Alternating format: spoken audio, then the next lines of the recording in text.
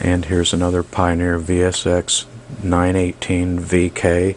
Yes, it's just like the one I had in that other video. This one's symptoms a little bit different. Turn it on and it does flash overload and shut down.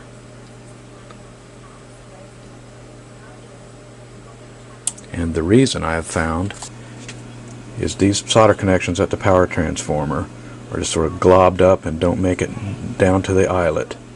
And I'll be trying to insert some pictures and showing you that. But this is your problem right there. If I resolder those, they'll be fine. I can measure at the solder pads and get in the megohm range. Of course, you measure at the transformer, it's about a couple of ohms or something. So you just have some bad solder connections here, and that should fix it.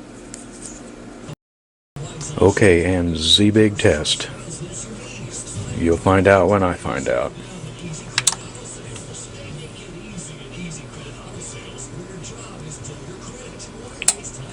Click. How about that? Just bad solder connections there at the power transformer. This has been a repair brief by the Multimeter Junkie. Thanks a lot.